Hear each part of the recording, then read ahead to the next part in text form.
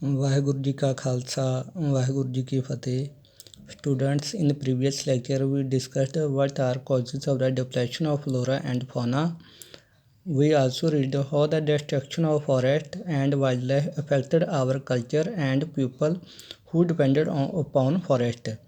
So today we read about the conservation of forest and wildlife in India.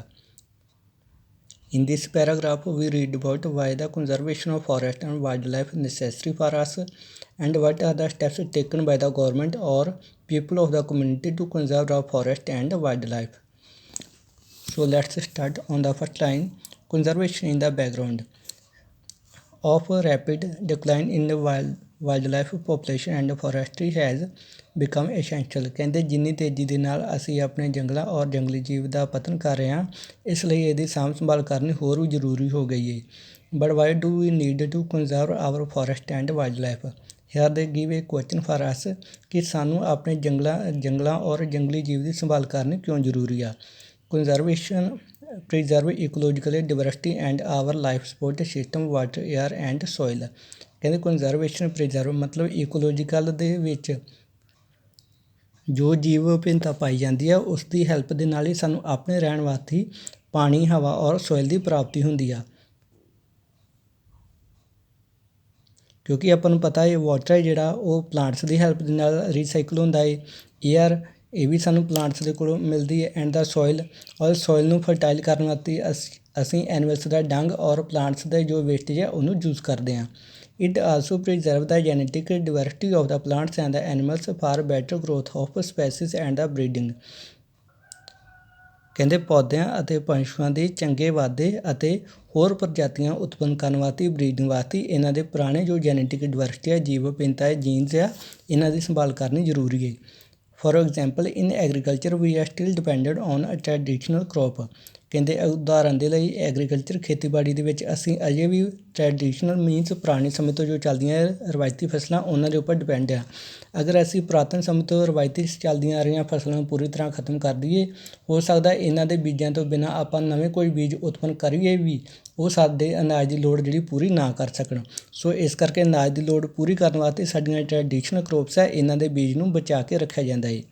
ਫਿਸ਼ਰੀਜ਼ too are heavily depended on the maintenance of aquatic diversity. Fisheries mean ਮੱਛੀ ਪਾਲਣ ਦਾ ਕੰਮ ਵੀ ਕਹਿੰਦੇ ਆ ਪੂਰੀ ਤਰ੍ਹਾਂ aquatic ਬਾਇਓਡਿਵਰਸਿਟੀ ਪਾਣੀ ਦੇ ਵਿੱਚ ਪਾਏ ਜਾਣ ਵਾਲੇ ਜੀਵ ਜੰਤੂਆਂ ਉੱਪਰ ਨਿਰਭਰ ਕਰਦਾ ਹੈ.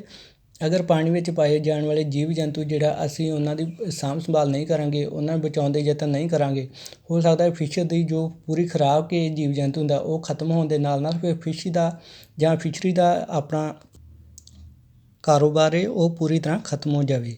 ਨੈਕਸਟ ਆ ਜਾਂਦਾ in the 1960 and the 1970 conservation demanded a national wildlife protection programme.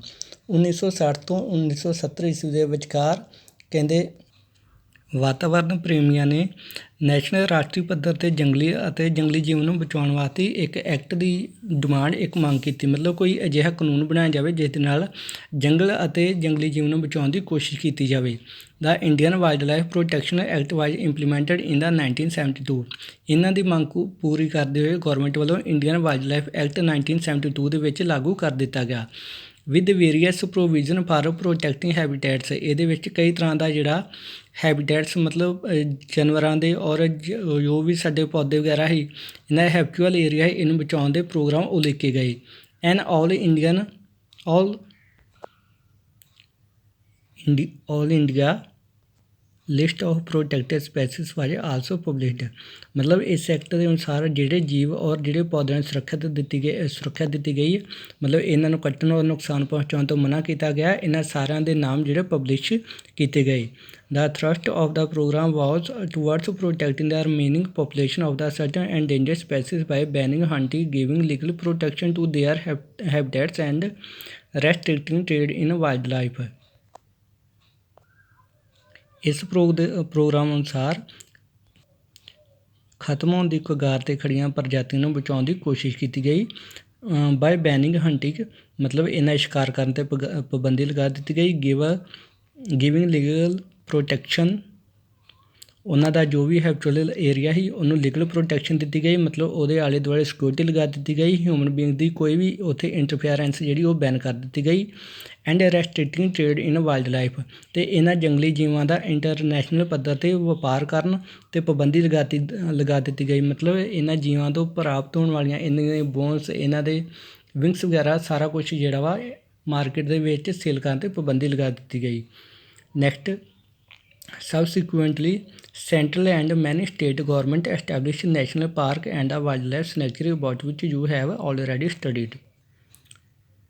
ਬਾਅਦ ਵਿੱਚ ਸੈਂਟਰ ਅਤੇ ਹੋਰ ਸਟੇਟ ਗੌਰਮੈਂਟ ਸੀ ਹਰ ਇੱਕ ਵੱਲੋਂ ਆਪਣੇ ਆਪਣੇ ਏਰੀਏ ਵਿੱਚ ਨੈਸ਼ਨਲ ਪਾਰਕ ਔਰ ਵਾਈਲਡ ਲਾਈਫ ਸੈਂਚੁਰੀ ਤਿਆਰ ਕੀਤੀਆਂ ਗਈਆਂ, ਜਿੱਥੇ ਖਤਮ ਹੁੰਦੇ ਜਾ ਰਹੇ ਜੀਵ ਜੰਤੂ ਔਰ ਪੌਦਿਆਂ ਦੀਆਂ ਕਿਸਮਾਂ ਜਿਹੜੀਆਂ ਲਿਆ ਕੇ ਰੱਖੀਆਂ ਗਈਆਂ ਔਰ ਇਹਨਾਂ ਨੂੰ ਪੂਰੀ ਤਰ੍ਹਾਂ ਪ੍ਰੋਟੈਕਸ਼ਨ ਦਿੱਤੀ ਗਈ, ਇਹਨਾਂ ਦੀ ਦੇਖਭਾਲ ਕੀਤੀ ਗਈ ਔਰ ਇਹਨਾਂ ਨੂੰ ਅੱਗੇ ਤੋਂ ਕਿਸੇ ਵੀ ਤਰ੍ਹਾਂ ਦਾ ਨਾ ਨੁਕਸਾਨ ਪਹੁੰਚਾਉਣ ਵਾਸਤੇ ਲਗਾਤਾਰ ਇਹਨਾਂ ਦੀ ਨਿਗਰਾਨੀ ਕੀਤੀ ਜਾ ਰਹੀ ਹੈ। ਨੈਕਸਟ ਆ ਜਾਂਦੇ the central government also announce several project for protecting specific animals which were gravely threatened including the tiger, the one armed rhinoceros, the Kashmir stag or hangul, 3 types of crocodile, fresh water crocodile, salt water crocodile and the gharial, the Asiatic lion and others। ਕਹਿੰਦੇ government ਵੱਲੋਂ ਕਈ project ਸ਼ੁਰੂ ਕੀਤੇ ਗਏ ਜਿਨ੍ਹਾਂ ਅਨੁਸਾਰ ਉਹਨਾਂ ਜਾਤੀਆਂ ਨੂੰ ਜਾਂ ਪ੍ਰਜਾਤੀਆਂ ਨੂੰ ਬਚਾਉਣ ਦੀ ਕੋਸ਼ਿਸ਼ ਕੀਤੀ ਜਾ ਰਹੀ ਹੈ ਜਿਨ੍ਹਾਂ ਦੀ ਹੋਂਦ ਨੂੰ ਗੰਭੀਰ ਖਤਰਾ ਪੈਦਾ ਹੋ ਗਿਆ ਹੈ। ਇਹ ਸਾਰੀਆਂ ਉਹਨਾਂ ਨੇ ਪ੍ਰਜਾਤੀਆਂ ਦੇ ਨਾਮ ਲਿਖੇ ਆ, ਕੁਛ ਐਨੀਮਲ ਦੇ ਨਾਮ ਦਿੱਤੇ ਆ ਜਿਨ੍ਹਾਂ ਦੀ ਕੁਛ ਹੀ ਕਾਊਂਟਿੰਗ ਸਾਡੇ ਕੋਲ ਬਚੀ ਆ।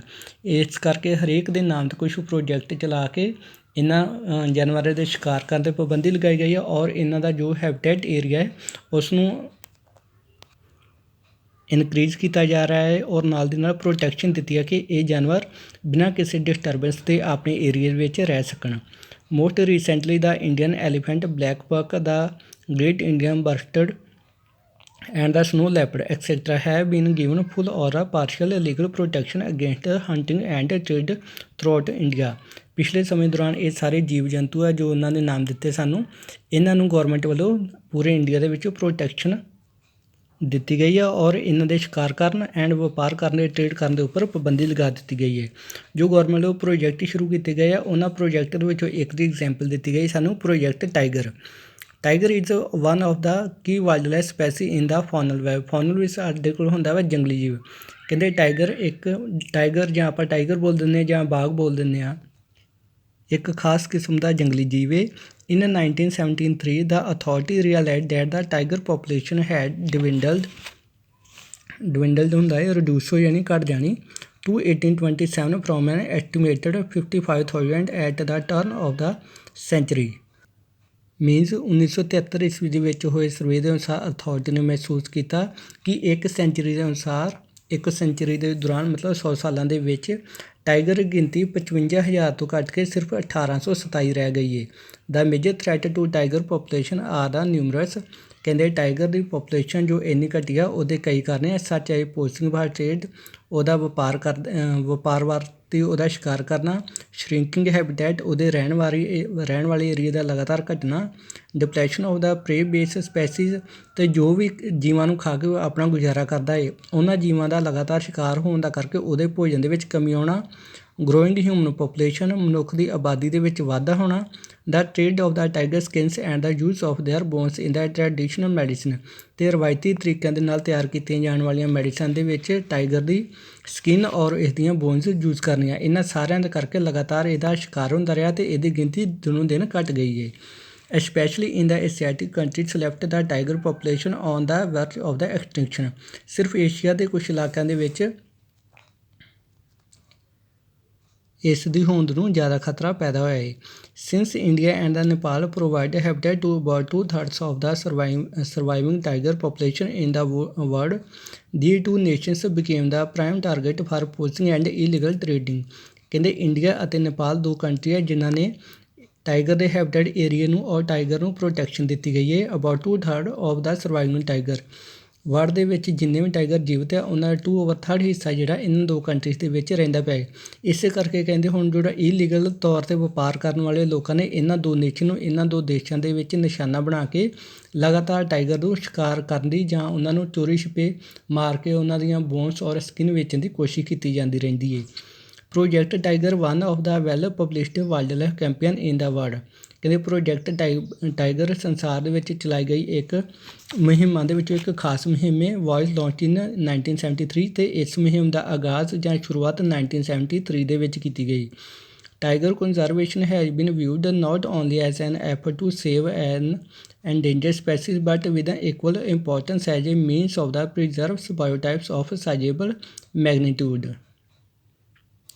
ਕਹਿੰਦੇ ਟਾਈਗਰ ਸੰਭਾਲ ਪ੍ਰੋਜੈਕਟ ਸਿਰਫ ਸੰਕਟਮਈ ਪ੍ਰਜਾਤੀਆਂ ਜਾਂ ਖਤਮ ਹੋ ਰਹੀਆਂ ਪ੍ਰਜਾਤੀਆਂ ਬਚਾਉਣ ਲਈ ਹੀ ਨਹੀਂ ਲਾਂਚ ਕੀਤਾ ਗਿਆ, ਸਗੋਂ ਇਹਦੇ ਅਨੁਸਾਰ ਵੱਡੇ ਆਕਾਰ ਦੇ ਜੀਵ ਜਾਤੀ ਜਿਹੜੇ ਇਹਨਾਂ ਸਾਰਿਆਂ ਨੂੰ ਬਚਾਉਣ ਦਾ ਉਦੇਸ਼ ਰੱਖਿਆ ਗਿਆ ਕਿ ਅਸੀਂ ਜਿੰਨੇ ਵੀ ਜੀਵ ਜੰਤੂ ਵੱਡਿਆਂ ਨੂੰ ਬਚਾ ਸਕਦੇ ਹਾਂ ਇਹਨਾਂ ਨੂੰ ਬਚਾਉਣ ਦੀ ਕੋਸ਼ਿਸ਼ ਕੀਤੀ ਜਾਏਗੀ। Next Corbett national park in Uttarakhand, Sundarban national park in West Bengal, Bandhavgarh national park in Madhya Pradesh, Sariska wildlife sanctuary in Rajasthan, Manas tiger reserve in Assam and Periyar tiger reserve in Kerala are the some of the tiger reserves of India. ਇਹ location ਦੇ name ਦਿੱਤੇ ਹੋਏ ਆ ਜਿਨ੍ਹਾਂ ਦੇ ਵਿੱਚ tiger ਨੂੰ ਰੱਖਿਆ ਜਾਂਦਾ ਹੈ। ਇਹ ਲੋਕੇਸ਼ਨ ਇਸ ਕਰਕੇ ਇੰਪੋਰਟੈਂਟ ਹੈ ਸਾਰੀਆਂ ਕਿਉਂਕਿ ਇਹਨਾਂ ਦੇ ਵਿੱਚੋਂ ਮੈਪ ਕੁਐਸਚਨ ਆ ਜਾਂਦੇ ਆ। ਨੈਕਸਟ ਇਸ ਪੈਰਾਗ੍ਰਾਫ ਦੇ ਵਿੱਚੋਂ ਸ਼ਾਰਟ ਕੁਐਸਚਨ ਬਣ ਜਾਂਦੇ ਆ। ਕਿਸੇ ਵੀ ਸਨੈਚਰੀ ਔਰ ਰਿਜ਼ਰਵ ਏਰੀਆ ਦਾ ਨੇਮ ਦਿੱਤਾ ਹੋ ਜਾ ਸਕਦਾ ਹੈ, ਤੁਹਾਨੂੰ ਪੁੱਛਿਆ ਜਾ ਸਕਦਾ ਇਹ ਕਿਹੜੀ ਸਟੇਟਸ ਦੇ ਵਿੱਚ ਐਸਟੈਬਲਿਸ਼ ਹੋਇਆ। ਨੈਕਸਟ ਆ ਜਾਂਦਾ ਹੈ the conservation project are now focusing on biodiversity rather than on a few of its component. ਕਹਿੰਦੇ ਪ੍ਰੋਜੈਕਟ ਜੋ ਵੀ ਸਾਂਭ ਸੰਭਾਲ ਦੇ ਪ੍ਰੋਜੈਕਟ ਜਿਹੜੇ ਆ ਲਾਂਚ ਕੀਤੇ ਜਾਂਦੇ ਆ ਇਹਨਾਂ ਦੇ ਅਨੁਸਾਰ ਹੁਣ ਇੱਕ ਕੰਪੋਨੈਂਟ ਨੂੰ ਛੱਡ ਕੇ ਬਹੁਤਿਆਂ ਉੱਪਰ ਜਿਹੜਾ ਧਿਆਨ ਕੇਂਦਰਿਤ ਕੀਤਾ ਜਾਂਦਾ, ਮਤਲਬ ਇੱਕ ਹੀ ਪ੍ਰੋਜੈਕਟ ਰਾਹੀਂ ਕਈ ਜਿਹੜੇ ਉਦੇਸ਼ ਪ੍ਰਾਪਤ ਕਰਨ ਦੀ ਕੋਸ਼ਿਸ਼ ਕੀਤੀ ਜਾਂਦੀ ਹੈ।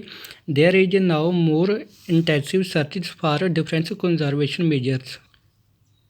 ਸਾਂਭ ਸੰਭਾਲ ਦੇ ਹੋਰ ਤੌਰ ਤਰੀਕਿਆਂ ਦੇ ਜਾਂ ਮਾਪਦੰਡਾਂ ਦੀ ਤੇਜ਼ੀ ਦੇ ਨਾਲ ਖੋਜ ਕੀਤੀ ਜਾ ਰਹੀ ਹੈ।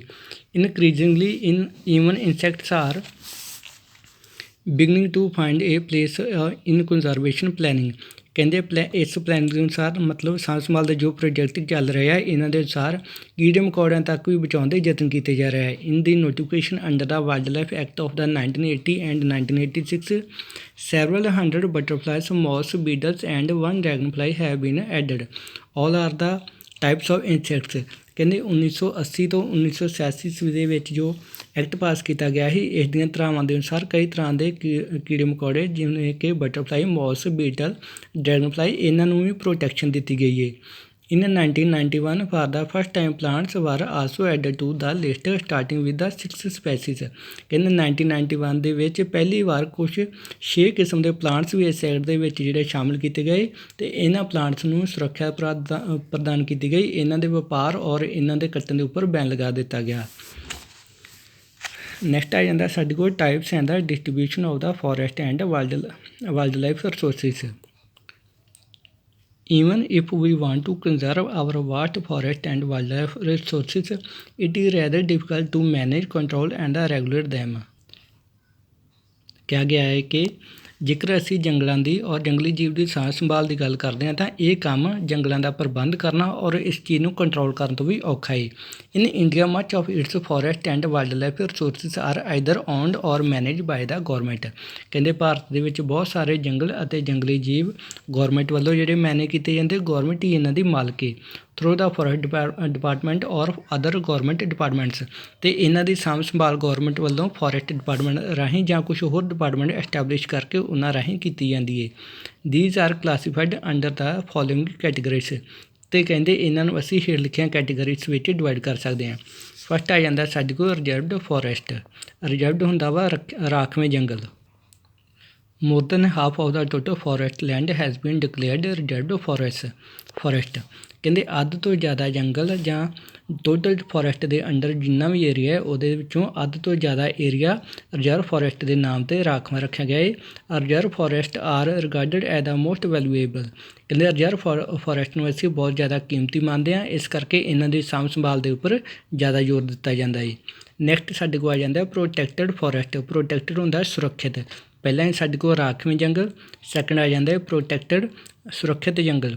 Almost 1/3 of the total forest area is protected forest. ਕਹਿੰਦੇ ਟੋਟਲ ਦੇ ਵਿੱਚੋਂ 1/3 ਏਰੀਆ ਜੰਗਲਾਂ ਦਾ ਸਾਡੇ ਕੋਲ ਪ੍ਰੋਟੈਕਟਡ ਫੋਰੈਸਟ ਕੈਟੇਗਰੀ ਦੇ ਆ।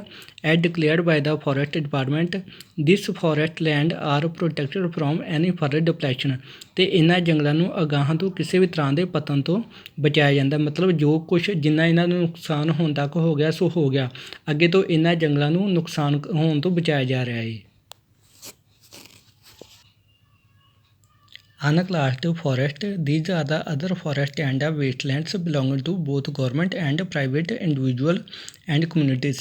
ਮੀਨਸ ਪਹਿਲੀਆਂ ਦੋ ਟਾਈਪਸ ਆਪਾਂ ਪੜ੍ਹੀਆਂ ਜਿਹਦੇ ਉੱਪਰ ਗੌਰਮੈਂਟ ਔਰ ਗੌਰਮੈਂਟ ਦੇ ਡਿਪਾਰਟਮੈਂਟ ਦਾ ਰਾਈਟਸ ਹੁੰਦਾ, ਅਧਿਕਾਰ ਹੁੰਦਾ ਹੈ।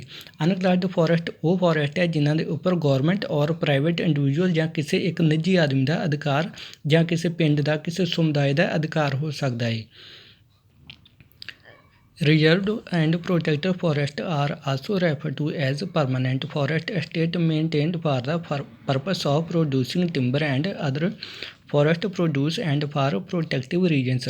ਕਹਿੰਦੇ ਰਿਜ਼ਰਵ ਅਤੇ ਪ੍ਰੋਟੈਕਟਡ ਫੋਰੈਸਟ ਹੈ ਜਿਹੜੇ, ਇਹਨਾਂ ਨੂੰ ਅਸੀਂ ਪਰਮਾਨੈਂਟ ਫੋਰੈਸਟ ਮਤਲਬ ਸਥਾਈ ਸਦਾ ਰਹਿਣ ਵਾਲੇ ਫੋਰੈਸਟ ਕਹਿ ਸਕਦੇ ਹਾਂ। ਇਸ ਕੈਟੇਗਰੀ ਵਿੱਚ ਰੱਖਦੇ ਹਾਂ ਕਿਉਂਕਿ ਇਹਨਾਂ ਦੀ ਸਾਂਭ ਸੰਭਾਲ ਗੌਰਮੈਂਟ ਵੱਲੋਂ ਟਿੰਬਰ ਦੀ ਲੱਕੜ ਪ੍ਰਾਪਤ ਕਰਨ ਵਾਸਤੇ ਔਰ ਫੋਰੈਸਟ ਦੇ ਕੁਝ ਹੋਰ ਵੈਲਿਊਏਬਲ ਪ੍ਰੋਡਕਟ ਪ੍ਰਾਪਤ ਕਰਨ ਵਾਸਤੇ ਕੀਤੀ ਜਾਂਦੀ ਹੈ।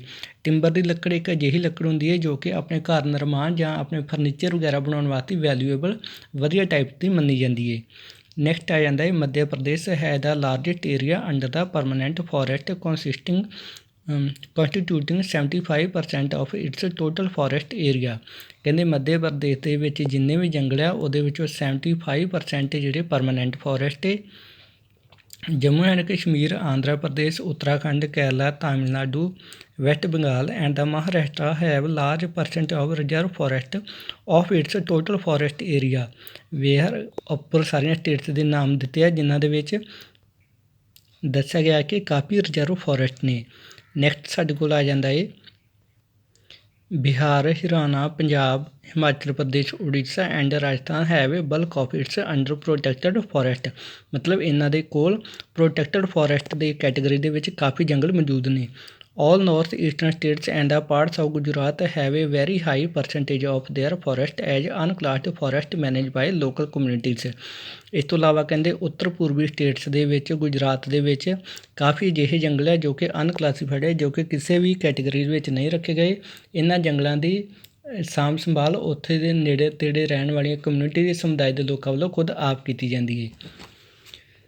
ਨੈਕਸਟ ਸਾਡੇ ਕੋਲ ਆ ਜਾਂਦੇ ਆ ਕਮਿਊਨਿਟੀ ਐਂਡ ਕੰਜ਼ਰਵੇਸ਼ਨ, ਸਮੁਦਾਇ ਅਤੇ ਸਾਂਭ ਸੰਭਾਲ। Conservation strategies are not new in our country. ਕਹਿੰਦੇ ਸਾਂਭ ਸੰਭਾਲ ਦੀ ਰਣਨੀਤੀ ਤਿਆਰ ਕਰਨੀ ਸਾਡੇ ਦੇਸ਼ ਵਿੱਚ ਕੋਈ ਨਵੀਂ ਗੱਲ ਨਹੀਂ ਹੈ। We often ignore that in India forests are also home to some of the traditional communities. ਕਹਿੰਦੇ ਅਸੀਂ ਇਹ ਗੱਲ ਅਕਸਰ ਭੁੱਲ ਜਾਂਦੇ ਹਾਂ ਕਿ ਸਾਡੇ ਭਾਰਤ ਦੇ ਜੰਗਲ ਕੁਛ ਪੁਰਾਤਨ ਕਮਿਊਨਿਟੀ ਸਮੁਦਾਇ ਦੇ ਲੋਕਾਂ ਦਾ ਇਹ ਘਰ ਰਹੇ ਆ। ਮਤਲਬ ਜੰਗਲਾਂ ਦੇ ਵਿੱਚ ਬਹੁਤ ਸਾਰੀਆਂ ਕਮਿਊਨਿਟੀ ਜਿਹੜੀਆਂ ਰਹਿੰਦੀਆਂ ਪਈਆਂ ਔਰ ਜੰਗਲਾਂ ਦੇ ਉੱਪਰ ਹੀ ਉਹਨਾਂ ਦੀ ਲਾਈਫ ਜਿਹੜੀ ਹੈ ਲਾਈਵਲੀਹੁੱਡ ਨਿਰਭਰ ਕਰਦਾ ਸੀ। Next in some areas of India local community are struggling to conserve these habitat along with the government official. ਕਿਹਾ ਗਿਆ ਹੈ ਕਿ ਕੁਝ ਖੇਤਰਾਂ ਵਿੱਚ ਸਥਾਨੀ ਸਮੁਦਾਇ ਸਰਕਾਰੀ ਅਧਿਕਾਰੀਆਂ ਨਾਲ ਮਿਲ ਕੇ ਆਪਣੇ ਆਵਾਸ ਸਥਾਨ ਮਤਲਬ ਰਹਿਣ ਵਾਲੇ ਸਥਾਨ ਦੀ ਸੰਭਾਲ ਲਈ ਜੁਟੇ ਹੋਏ ਹਨ, ਲੱਗੇ ਹੋਏ ਆ, ਕਿਉਂਕਿ ਇਹਨਾਂ ਦੀ ਹੋਂਦ ਨਾਲ ਹੀ ਇਹ ਸਮੁਦਾਇ ਜਿਹੜਾ ਲੰਬਾ ਸਮਾਂ ਜੀਵਨ ਬਤੀਤ ਕਰ ਸਕਦੇ ਆ। ਅਗਰ ਇਹਨਾਂ ਦੇ ਰਹਿਣ ਵਾਸਤੇ ਜੰਗਲ ਹੀ ਨਾ ਰਹਿਣਗੇ ਤਾਂ ਇਹਨਾਂ ਦੀ ਹੋਂਦ ਵੀ ਆਪਣੇ ਆਪ ਖਤਮ ਹੋ ਜਾਵੇਗੀ। In Sariska tiger reserve Rajasthan villagers have fought against mining by citing the wildlife protection act. Sariska tiger ਖੇਤਰ ਦੇ ਵਿੱਚ ਜੋ ਕਿ ਰਾਜਸਥਾਨ ਦੇ ਵਿੱਚ ਹੈ, ਇੱਥੋਂ ਦੇ ਪੇਂਡੂ ਨਾਲ ਵਿਲੇਜਰਸ ਰਹਿਣ ਵਾਲੇ ਲੋਕ ਹੈ ਹਮੇਸ਼ਾ ਮਾਈਨਿੰਗ ਦਾ ਵਿਰੋਧ ਕਰਦੇ ਆ। ਉਹ ਇਸ ਦੇ ਵਿਰੋਧ ਵਜੋਂ ਜੰਗਲੀ ਸੁਰੱਖਿਅਤ ਐਕਟ ਦਾ ਹਵਾਲਾ ਦਿੰਦੇ ਆ। ਮਤਲਬ ਦੱਸਦੇ ਆ ਮਾਈਨਿੰਗ ਕਰਨ ਵਾਲਿਆਂ ਨੂੰ ਕਿ ਇਸ ਕਾਨੂੰਨ ਦੇ ਅਨੁਸਾਰ ਤੇ ਆਖਿਆ ਗਿਆ ਕਿ ਜੋ ਏਰੀਆ ਇੱਕ ਵਾਰੀ ਰਿਜ਼ਰਵ ਕਰ ਦਿੱਤਾ ਗਿਆ ਉਹਦੇ ਵਿੱਚ ਮਨੁੱਖ ਵੱਲੋਂ ਕਿਸੇ ਤਰ੍ਹਾਂ ਦੀ ਇੰਟਰਫੇਅਰੈਂਸ ਨਹੀਂ ਕੀਤੀ ਜਾਏਗੀ, ਹੈਬਿਟੈਟ ਏਰੀਆ ਡਿਸਟਰਬੈਂਸ ਨਹੀਂ ਕੀਤਾ ਜਾਏਗਾ। So why you continue mining here. ਮਤਲਬ ਇੱਥੇ ਇਹ ਦੱਸਣ ਦੀ ਲੋੜ ਤਾਂ ਪਈ ਹੈ ਕਿ ਉਹਨਾਂ ਵੱਲੋਂ ਦੱਸਿਆ ਗਿਆ ਕਿ ਕਿਵੇਂ ਕੁਛ ਇਲਾਕਿਆਂ ਦੇ ਵਿੱਚ ਗੌਰਮੈਂਟ ਦੇ ਭਾਵੇਂ ਬੇਸ਼ੱਕ ਢਿੱਲ ਦਿੱਤੀ ਜਾਂਦੀ ਹੈ ਗੌਰਮੈਂਟ ਦੀ ਦੇਖ ਰੇਖ ਹੇਠ ਜਾਂ ਨਜਾਇਜ਼ ਫਾਇਦਾ ਲਾ ਕੇ ਕੁਝ ਵਪਾਰੀ ਲੋਕ ਉੱਥੋਂ ਮਾਈਨਿੰਗ ਕਰਦੇ ਆ, ਨਜਾਇਜ਼ ਮਿੱਟੀ ਖੁਦਾਈ ਵਗੈਰਾ ਕਰਦੇ ਉੱਥੋਂ, ਫਿਰ ਵੀ ਉੱਥੋਂ ਦੇ ਲੋਕਾਂ ਵੱਲੋਂ ਆਪਣੀ ਰਿਸਪੌਂਸਿਬਿਲਿਟੀ ਸਮਝਦੇ ਹੋਏ ਇਹਨਾਂ ਚੀਜ਼ਾਂ ਦਾ ਵਿਰੋਧ ਕੀਤਾ ਜਾ ਰਿਹਾ ਹੈ ਅਤੇ ਉਹਨਾਂ ਨੂੰ ਸਰਕਾਰੀ ਕਾਗਜ਼ਾਤ ਬਣੇ ਹੋਏ ਕਾਨੂੰਨਾਂ ਦਾ ਹਵਾਲਾ ਦੇ ਕੇ ਰੋਕਿਆ ਜਾਂਦਾ ਕਿ ਇਸ ਕਾਨੂੰਨ ਦੇ ਬਣਨ ਦੇ ਬਾਵਜੂਦ ਵੀ ਤੁਸੀਂ ਜਾਨਵਰਾਂ ਦਾ ਏਰੀਆ ਕਿਉਂ ਡਿਸਟਰਬ ਕਰ ਰਹੇ ਜੀ। In many areas, villagers themselves are protecting habitats and explicitly rejecting governments involvement. ਕਈ ਖੇਤਰਾਂ ਦੇ ਵਿੱਚ ਕਹਿੰਦੇ ਵਿਲੇਜਰਸ ਪੇਂਡੂ ਜਾਂ ਪਿੰਡ ਦੇ ਰਹਿਣ ਵਾਲੇ ਲੋਕ ਖੁਦ ਆਪ ਆਪਣੇ ਨੇੜੇ ਤੇੜੇ ਹੈਬਿਟੇਟ ਏਰੀਆ ਜੋ ਜੰਗਲਾਂ ਦਾ ਜਾਂ ਜਾਨਵਰਾਂ ਦਾ ਉਹਨਾਂ ਦੀ ਸਾਂਭ ਸੰਭਾਲ ਕਰ ਰਿਹਾ ਅਤੇ ਉਹਨਾਂ ਨੂੰ ਗੌਰਮੈਂਟ ਵੱਲੋਂ ਕਿਸੇ ਵੀ ਤਰ੍ਹਾਂ ਦੀ ਇਨਵੋਲਵਮੈਂਟ ਦੀ ਲੋੜ ਮਹਿਸੂਸ ਨਹੀਂ ਹੁੰਦੀ ਅਤੇ ਉਹ ਗੌਰਮੈਂਟ ਦੀ ਕਿਸੇ ਤਰ੍ਹਾਂ ਦੀ ਇਨਵੋਲਵਮੈਂਟ ਨੂੰ ਜਿਹੜਾ ਰਿਜੈਕਟ ਕਰਨ ਦੇ ਸਵੀਕਾਰ ਨਹੀਂ ਕਰਦੇ ਕਿ ਅਸੀਂ ਇਸ ਦੀ ਸਾਂਭ ਸੰਭਾਲ ਕਰਨ ਦੇ ਯੋਗ ਆਪੇ ਹੈਗੇ ਹਾਂ, ਸਾਨੂੰ ਤੁਹਾਡੀ ਕੋਈ ਲੋੜ ਨਹੀਂ ਹੈ। ਦਾ inhabitation of the 5 villages in the Alwar district of the Rajasthan have declared 1200 hectares of forest as the Bairodev Dakv Sanctuary। Rajasthan ਦੇ ਅਲਵਰ ਜ਼ਿਲ੍ਹੇ ਦੇ 5 ਪਿੰਡਾਂ ਨੇ ਤਕਰੀਬਨ 1200 ਹੈਕਟੇਅਰ ਜ਼ਮੀਨ ਜਿਹੜਾ ਬੈਰੋਦੇਵ ਡਾਕਵ ਸੈਂਚੁਰੀ ਨਾਂ ਦੇ ਹੇਠ ਡਿਕਲੇਅਰ ਕੀਤੀ ਹੈ ਕਿ ਇਹ ਰਿਜ਼ਰਵ ਏਰੀਆ ਹੈ on set of the rules and regulation. ਅਤੇ ਇਸ ਏਰੀਏ ਵਾਸਤੇ ਆਪਣੇ ਆਪ ਉਹਨਾਂ ਨੇ ਰੂਲਸ ਰੈਗੂਲੇਸ਼ਨ ਤਿਆਰ ਕੀਤੇ ਆ ਵਿਚ ਡੂ ਨਾਟ ਅਲੋ ਹੰਟਿੰਗ, ਜਿਸ ਦੇ ਅਨੁਸਾਰ ਕਿਸੇ ਨੂੰ ਉੱਥੇ ਸ਼ਿਕਾਰ ਕਰਨ ਦੀ ਆਗਿਆ ਨਹੀਂ ਹੈ। And are protecting the wildlife against any outside encroachment. ਅਤੇ ਇਸ ਤਰ੍ਹਾਂ ਕਰਕੇ ਉੱਥੋਂ ਦੇ ਰਹਿਣ ਵਾਲੇ ਜੰਗਲੀ ਜੀਵਾਂ ਨੂੰ ਬਾਹਰਲੇ ਕਬਜ਼ੇ ਤੋਂ ਜਾਂ ਬਾਹਰੋਂ ਹੋਣ ਵਾਲੇ ਨੁਕਸਾਨ ਤੋਂ ਬਚਾਉਣ ਦੀ ਕੋਸ਼ਿਸ਼ ਕੀਤੀ ਜਾ ਰਹੀ ਹੈ। So this is our today's topic. Hope you understand the lesson and if you have any problem you can send me any time. Thanks and have a nice day. Waheguru ji ਕਾ ਖਾਲਸਾ, ਵਾਹਿਗੁਰੂ ਜੀ ਕੀ ਫਤਿਹ।